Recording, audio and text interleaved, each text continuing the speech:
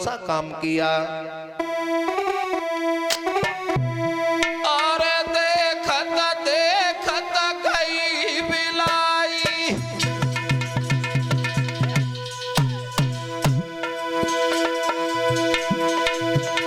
ये देखत देखत गई बिलाई, अरे घुस के मात धारा में आई, फिर नए काऊ पड़ी दिखाई।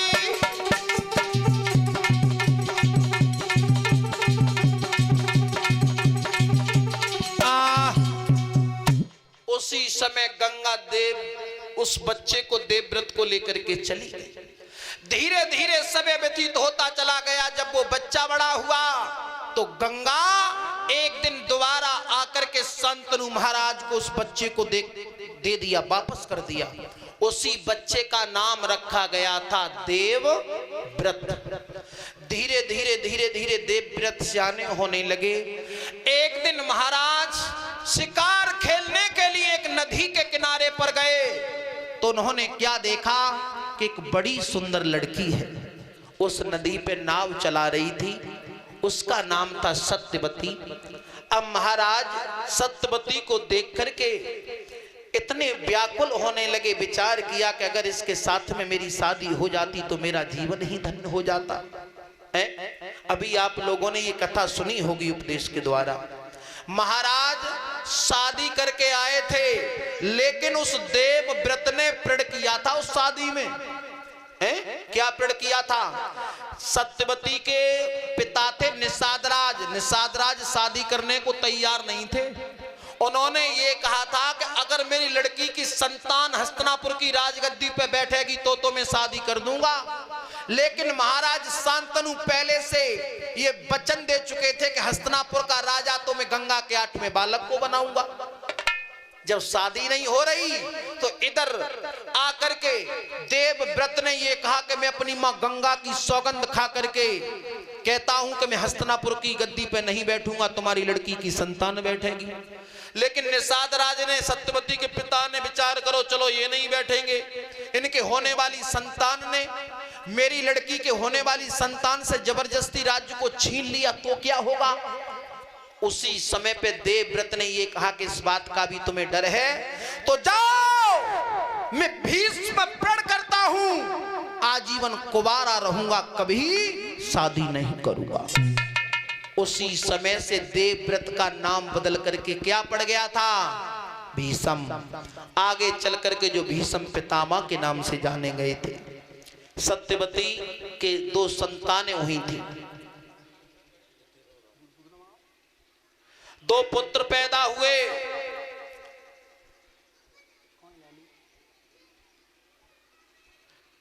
चित्रांगद और विचित्रवीर। लेकिन चित्रांगद को गंधर्वों ने घेर करके जंगल में मार दिया था। विचित्रवीर हस्तिनापुर के राजा हुए थे, जिनकी 2 शादियां हुई थी, अंबिका और अंबालिका के साथ में। लेकिन एक बात बताऊं, भीष्म पितामह रोजाना जो उनकी सौतेली मां थी ना सत्यवती, उन्हें एकांत बंद कमरों में रामायण सुनाते, रामायण।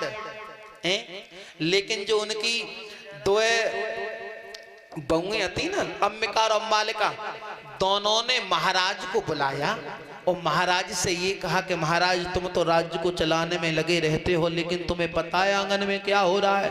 बोले क्या हो रहा है? तो अब देखो दोनों पत्नियां महाराज को बहका रही हैं और क्या कह रही हैं? अरे इनको बहुत दिना घर बीते,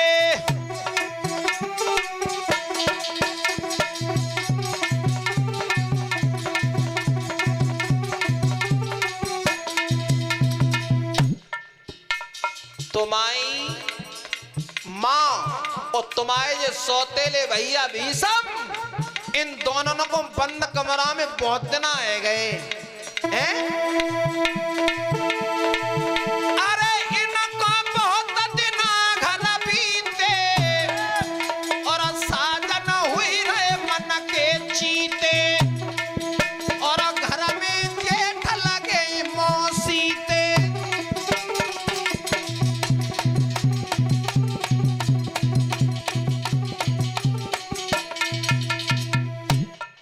हमें जब मालूम पड़ रही है कि तुम्हारी मैया सत्यवती तुम्हारे भैया भीषम के लिए बैठ गई, सब रात जब बंद कमरा में घुसर पुसर होते हैं महाराज। बेचित्र वीर कहने लगे शर्मानी चाहिए तुझे, मेरा भैया ब्रह्मचारी है। दोनों पत्नियां बोली महाराज तुमने हमारी बात कबू मानी है सो मानोगे, तुम नहीं मानोगे महाराज। सुनो अरे मेरी बात ध्यान बतलावो और इन दोनों की जांच करवावो।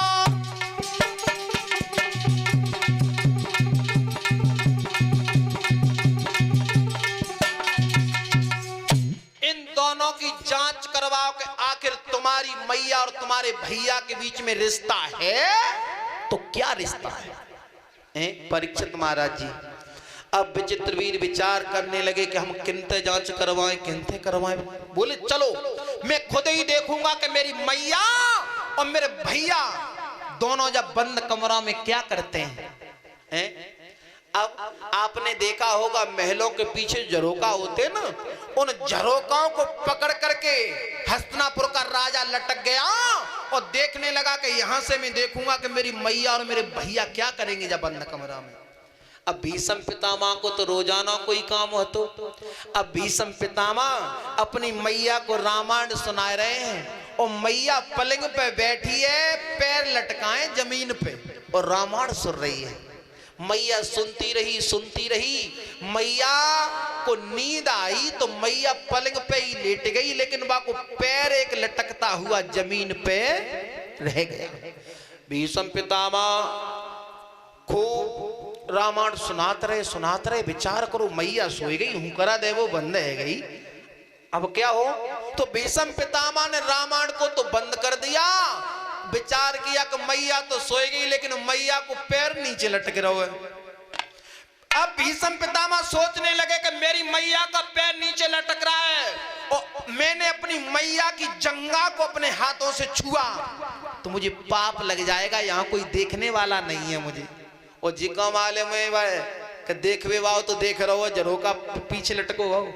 अब देखो अपनी मैया के पैर को उठाने के लिए भीष्म कौन सा काम करते हैं।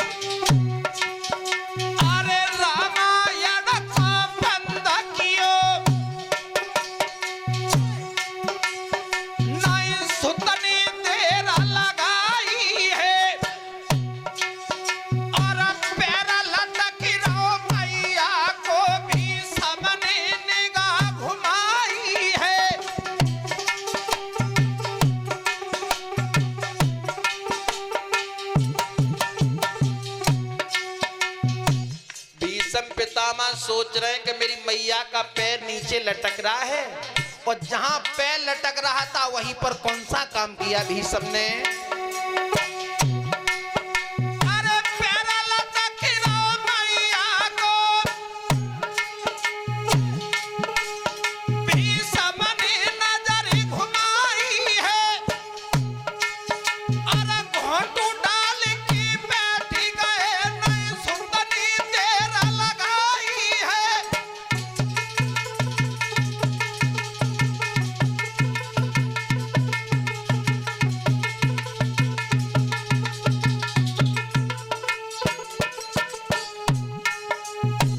जहां पैर लटक रहा था वहीं घोटुओं के बल पे बैठे। उसके बाद अरे घोटू डाल के बैठ गए, भीष्म ने देर लगाई है और शीश के ऊपर पैर धरो पलिका गई दौरन काई है।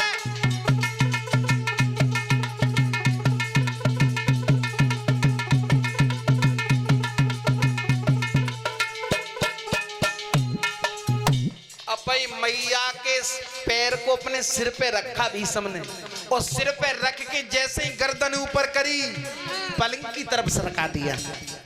अब पीछे राजा देख रहे हो कि जा भैया ने मेरी मैया के पैर को हाथों से तक नहीं छुआ, और पत्नी के कहवे पे में दोष लगाए भी के लिए आ गए। लेकिन वह का अरे राजा पीछे थी देखे,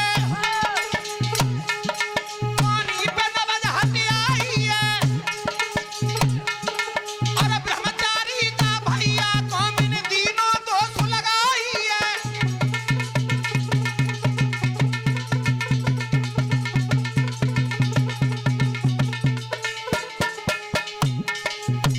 जैसे ही नबज कोनी पे टकरानी महाराज की, आहा जो पकड़े हते न पकड़ हाथन तो छूट गई।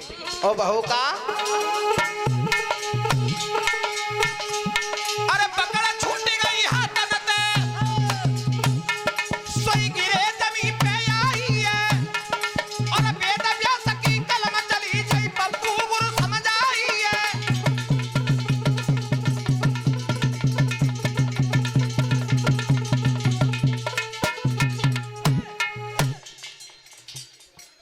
नीचे गिर गए, और जैसे ही गिरे आए कि पलंग पे लेट गए। महाराज जी लेट तो गए, जा बात को सबको ही जानते हो, जब शरीर में बड़े बूढ़े हो चिंता न घुस जाते तो नींद तो 100 कोसिन तक दूर बह जाते रहते, जोरों आते ना हो। महाराज सारी रात है गई, मैंने पत्नियों के कहने से भैया को दोष लगाया। हुआ क्या